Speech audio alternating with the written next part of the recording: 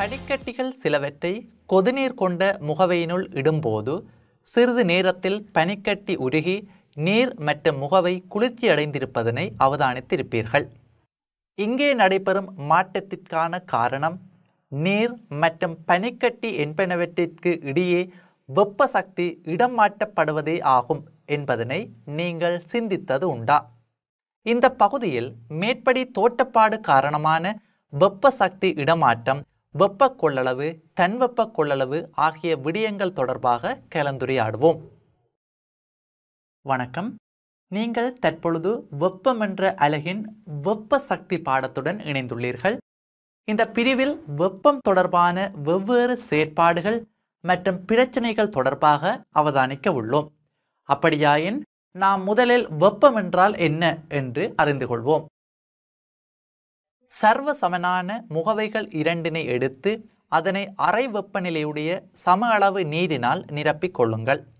பின்னர் அவற்றினுள் வெப்பமானிகளை பொருத்தி உருவில் காட்டப்பட்டவாறு ஒரு அமைப்பினை ஒழுங்கமையுங்கள். தற்பொழுது வலது பக்கமுள்ள அமைப்பினை மெழுகுவர்த்தியை ஏற்றி சிறிது நேரம் அவதானியுங்கள். அப்பொழுது இடது பக்கமுள்ள அமைப்பில் உள்ள நீரின் வெப்பநிலை மாறாது உள்ளது. ஆனால் வலது பக்கமுள்ள அமைப்பில் உள்ள நீரின் வெப்பநிலை படிப்படியாக அதிகரிப்பதனை உங்களால் அவதானிக்க கூடியதாக உள்ளதல்லவா? இங்கே வலது பக்கமுள்ள அமைப்பில் மட்டும் மெழுகுவர்த்தி ஏற்றப்பட்டுள்ளது. அதனால்தான் அதில் அடங்கியுள்ள நீரின் வெப்பநிலை உயர்வடைந்தது. இதன்படி சுடரிலிருந்து ஜாதேனம் ஒன்று நீரிற்கு இடம் மாற்றப்பட்டுள்ளது என்பதும் அதனால் நீரின் வெப்பநிலை உயர்வடைந்துள்ளதும் என்பதும் புலனாகின்றது. இங்கே நீரின் வெப்பநிலை வேறுபடுவதற்கு காரணம் மெழுகுவர்த்தியின் சுடரில் இருந்து நீரிற்கு இடம் மாற்றப்பட்ட வெப்பமே ஆகும். வெப்பம் என்பது ஜாதேனம் ஒரு பொருளில் இருந்து பிறிதொரு பொருளிற்கு அவ் இரு பொருட்களுக்கும் இடையே உள்ள வெப்பநிலை வேறுபாடு காரணமாக ஒரு பொருளிலிருந்து மற்ற பொருளுக்கு சக்தி இடமாறும் செயல்முறையாகும். இவ்வெப்ப ஓட்டம் வெப்ப இடமாற்றுகை என அழைக்கப்படும். இங்கு வெப்பநிலை கூடிய பொருளில் இருந்து வெப்பநிலை குறைந்த பொருளை நோக்கி வெப்பம் பயணம் செய்கிறது அல்லது வெப்பம் இடம் மாற்றப்படுகின்றது. இப்பொழுது எமக்கு தெரியும் வெப்பம் பயணம் செய்கிறது என்று. அடுத்ததாக நாம் வெப்பம் பயணம் செய்தல் எவ்வாறு என பார்ப்போம்.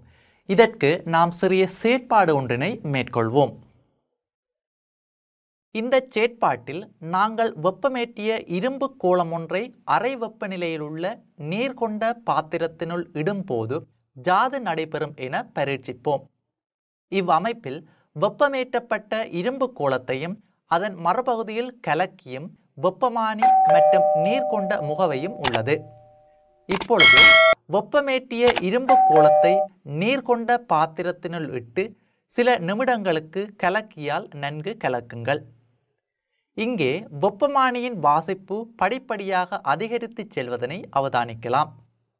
இங்கே நடைபெறுவது வெப்பநிலை கூடிய இரும்பு கோளத்தில் இருந்து வெப்பம் நீரை நோக்கி செல்வதாகும். இச்சந்தர்ப்பத்தில் நீங்கள் பாத்திரத்தின் வெளிப்புறத்தினை பரீட்சித்து பார்க்கின் உங்களுடைய கையினால் வெப்பம் உணரப்படும். இதற்கு காரணம் நீர் பெற்றுக்கொண்ட வெப்பம் பாத்திரத்தை அடைவதனால் பாத்திரத்தின் வெப்பநிலை உயர்வடைகின்றது. இங்கு கலக்கியின் பயன்பாடு பாத்திரத்தில் உள்ள நீரை நன்கு கலக்குதல் ஆகும்.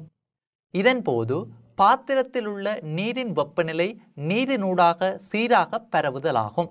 அதே போன்று கலக்காவிடின் வெப்பம் சீராக பரவாது, அதே நேரம் வெப்பம் நீர்ப்பூராகவும் பரவ அதிக நேரம் எடுக்கும். வெப்பம் சீராக பரவாத விடத்து நீரின் வெவ்வேறு பகுதிகளில் வெவ்வேறு வெப்பநிலைகள் காணப்படும். இப்பொழுது உங்களுக்கு ஒரு சடப்பொருளில் இருந்து இன்னொரு சடப்பொருளிற்கு வெப்பம் செல்கிறது என விளங்கியிருக்கும். அடுத்து நாம் ஒரு சடப்பொருளில் இருந்து இன்னொரு சடப்பொருளிற்கு வெப்பம் கடத்தப்படும் போது நடைபெறுகின்ற விசேட தோற்றப்பாடு தொடர்பாக ஆராய்வோம். இதற்காக முன்னிய செயற்பாட்டின் மிகுதி பகுதிக்கு செல்வோம். நாம் முன்னிய பகுதியில் அறிந்து கொண்டோம் எவ்வாறு வெப்பம் இடம் மாற்றப்படுகின்றது என்று.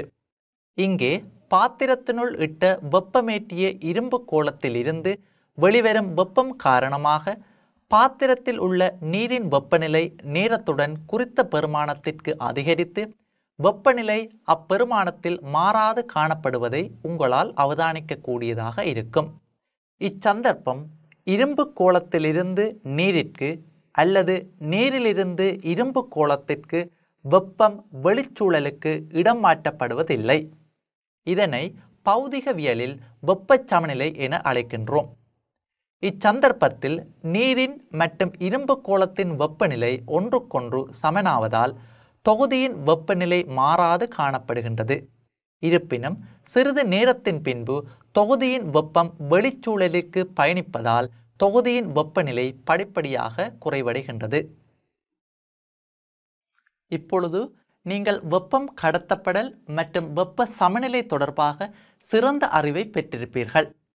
வெப்பம் என்பது சக்தி ஆதலால் வெப்பத்தை அளப்பதற்கு சக்தியை அளக்கும் அலகான ஜூல் பயன்படுத்தப்படுகின்றது. அதன்படி சக்தியை அளக்கும் சர்வதேச அலகு ஜூல் ஆகும். அதேபோன்று கலோரி எனும் அலகும் பயன்படுத்தப்படும். அடுத்ததாக நாம் சடப்பொருள் ஒன்றின் வெப்ப கொள்ளளவு தொடர்பாக கலந்துரையாடுவதற்காக முதலில் செயற்பாடு ஒன்றில் ஈடுபடுவோம். இங்கே ஒரே அளவான 3 முகவைகளை எடுத்து முதல் முகவையில் குறித்த கனவளவு நீரை ஊற்றுங்கள். அதன்பின் இரண்டாவது முகவையில் முதல் முகவையில் இட்ட அதே கனவளவுள்ள தேங்காய் எண்ணெயை இடுக. மூன்றாவது முகவையில் முதலாவது முகவையில் இட்ட நீரின் கனவளவின் 2 மடங்கான நீரை இடுக. பின்னர் 3 முகவைகளிலும் உள்ள திரவங்களின் வெப்பநிலையை தனித்தனியாக அளந்து கொள்ளுங்கள். பின்னர் சமனான வெப்பத்தை வழங்கக்கூடிய 3 ஒத்த மெழுகுவர்த்திகளை எடுத்து 3 முகவைகளையும் ஒரே நேரத்தில் வெப்பமேற்றுங்கள். 5 நிமிடத்திற்கு மட்டும் வெப்பமேற்றுங்கள். 5 நிமிடங்களின் பின் 3 முகவைகளிலும் உள்ள திரவங்களின் வெப்பநிலையை அளந்து கொள்ளுங்கள். இங்கே முகவைகளுக்கு வழங்கப்பட்ட வெப்பத்தின் அளவு சமனானதாயினும் இறுதி வெப்பநிலை ஒன்றுக்கொன்று வேறுபட்டிருப்பதை நீங்கள் காணலாம். திரவங்களின் வெவ்வேறு அளவுகளுக்கும் வெவ்வேறு பொருளின் ஒரே அளவுக்கும் ஒரே அளவு வெப்பத்தை வழங்கும் போது அத்திரவங்களின் வெப்பநிலைகள் வெவ்வேறு அளவுகளில் அதிகரிக்கும் என்பதை விளங்கிக் கொள்ளலாம். நல்லது. அதன்படி மேற்படி செயற்பாட்டில் இருந்த திரவங்களின் வெப்ப கொள்ளளவு ஒன்றுக்கொன்று வேறுபட்டது என எம்மால் கூற முடியும்.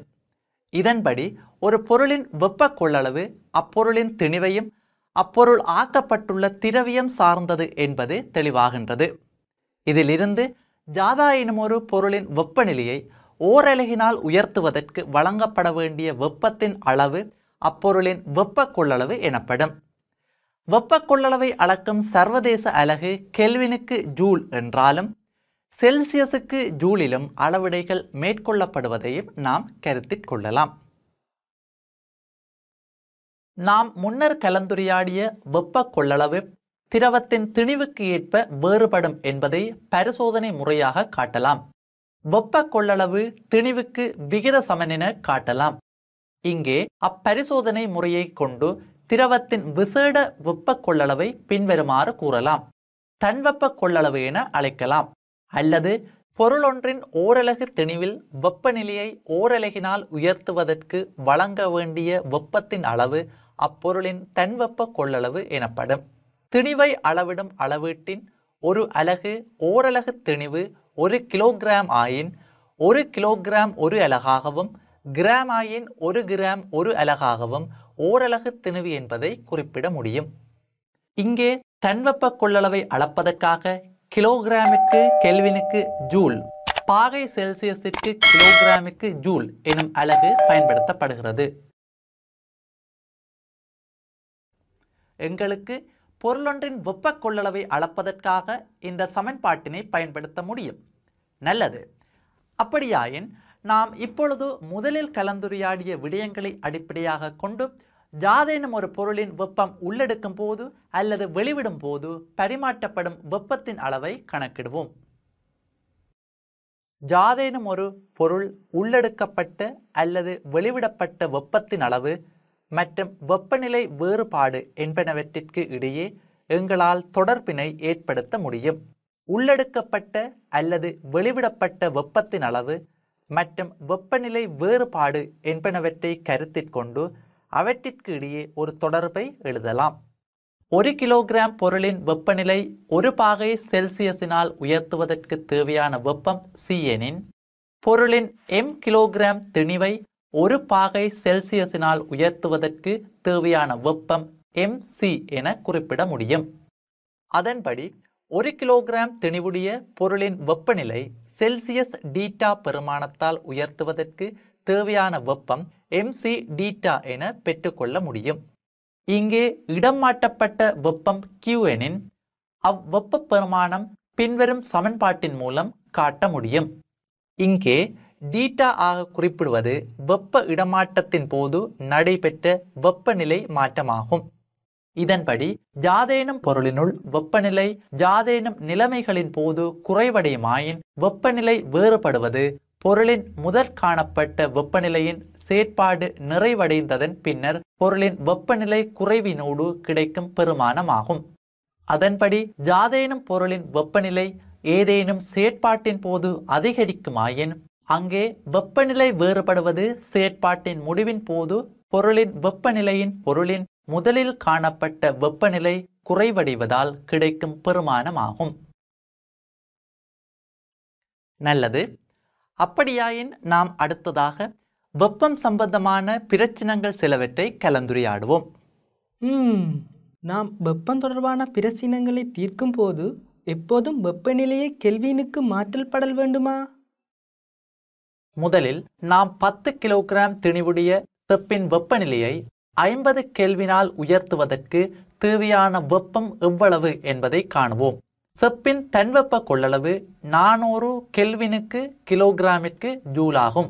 இங்கே முதலில் தேவையான வெப்பத்தின் அளவை அறிவதற்கு mc தீட்டா சமன்பாட்டினை பயன்படுத்துவோம். இங்கே பொருளின் திணிவு m ஆகவும் திரவத்தின் தன்வெப்ப கொள்ளளவு c ஆகவும் தீட்டா வெப்பநிலை மாற்றம் எனவும் கருதுங்கள். இதன்படி உரிய பெருமானங்களை பிரதியிடுவதன் மூலம் தேவையான வெப்ப அளவு எங்களால் பெற்றுக்கொள்ளலாம். இங்கு இறுதி விடை ஜூலில் பெற்றுக்கொள்வதற்கு பொருளின் திணிவு கிலோகிராமில் இருத்தல் வேண்டும். இப்பொழுது நாம் 5 கிலோகிராம் நீரின் வெப்பநிலையை 10 பாகை செல்சியஸில் இருந்து 60 பாகை செல்சியஸிற்கு உயர்த்துவதற்கு தேவையான வெப்பம் எவ்வளவு? நீரின் தன்வெப்ப கொள்ளளவு 4200 கெல்வினுக்கு கிலோகிராமுக்கு ஜூல் ஆகும். இங்கே முன்னியதை போன்று வெப்பத்தை கணிக்க சமன்பாட்டை பயன்படுத்துவோம். திணிவு 5 கிலோகிராம், தன்வெப்ப கொள்ளளவு 4200 கெல்வினுக்கு கிலோகிராமுக்கு ஜூல் ஆகும். இங்கே வெப்பநிலை 10 செல்சியஸில் இருந்து 60 செல்சியஸிற்கு அதிகரிப்பதால் வெப்பநிலை வேறுபாட்டை பின்வருமாறு காட்டலாம். அதன்படி முடிவில் தேவையான வெப்பத்தின் பெருமானம் இம்முறையில் பெற்றுக்கொள்ளலாம். அடுத்து நாங்கள் 400 கெல்வினிற்கு வெப்பமேற்றப்பட்ட 2 கிலோகிராம் திணிவுடைய செப்பு குட்டியொன்றை நீர் கொண்ட பாத்திரத்தினுள் இடும் பொழுது வெப்ப குட்டியின் வெப்பநிலை 400 கெல்வினில் இருந்து 320 கெல்வினாக குறைவடைந்தது எனின் செப்பு குட்டியினால் வெளிவிடப்பட்ட வெப்பம் அல்லது நீரினால் உறிஞ்சப்பட்ட வெப்பத்தை காண்போம். செப்பின் தன்வெப்ப கொள்ளளவு 400 கெல்வினுக்கு கிலோகிராமிற்கு ஜூல் ஆகும். இங்கே முன்னியதை போன்று வெப்பத்தை கணிக்கும் சமன்பாட்டை பயன்படுத்துவோம். இங்கே திணிவு 2 கிலோகிராமும் தன்வெப்ப கொள்ளளவு 400 கெல்வினுக்கு கிலோகிராமிற்கு ஜூல் ஆகும். இங்கே வெப்பநிலை 400 கெல்வினில் இருந்து 320 கெல்வினாக குறைவடைவதால் வெப்பநிலை வேறுபாடு பின்வருமாறு காட்ட முடியும். இறுதியாக செப்பு குட்டியினால் வெளிவிடப்பட்ட வெப்பம் அல்லது நீரினால் உறிஞ்சப்பட்ட வெப்பத்தின் பெருமானம் எங்களுக்கு கிடைக்கும். வெப்பநிலை வேறுபடுவதை கணித்தலுக்காக செல்சியஸை கெல்வினாகவும் அல்லது கெல்வினை செல்சியஸாகவும் மாற்ற வேண்டிய தேவை இல்லை. இதனை உறுதிப்படுத்த நாம் சிறிய பயிற்சி ஒன்றை செய்வோம். நீங்கள் இங்கு வெப்பத்தை கணிக்க பயன்படுத்தும் சமன்பாட்டை கருதுங்கள். இங்கு வெப்பநிலை டீட்டா 1 செல்சியஸில் இருந்து டீட்டா 2 அதிகரித்தது எனின் அவ்வெப்பநிலையை கெல்வினிற்கு மாற்றுவோமாயின் இவ்வாறு காட்ட முடியும். இவ்வெப்பநிலையை சமன்பாட்டில் பிரதியிடும் போது இவ்வாறு காட்ட முடியும். இங்கு வெப்பநிலையை பிரதியிட்டதன் பின்னர் அச்சமன்பாட்டினை தீர்ப்பதற்காக அடைப்புக்குறியை நீக்க வேண்டி வரும். அடைப்புக்குறியை நீக்கியதன் பின்னர் சமன்பாடு பின்வருமாறு கிடைக்கும்.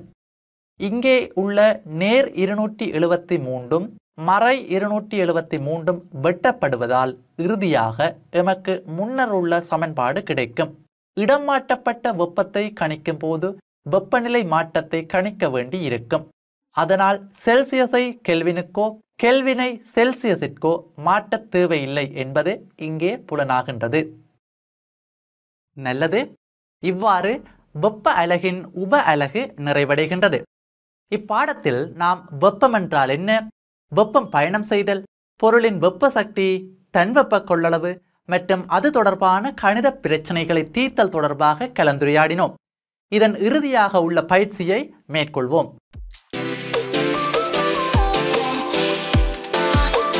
லைக் பண்ணுங்க, ஷேர் பண்ணுங்க, சப்ஸ்கிரைப் பண்ணுங்க. அந்த பெல் பட்டன் இருக்கும், உங்க பொண்ணான கையால் அந்த பெல்லை மட்டும் கொஞ்சம் அமுக்கிடுங்க.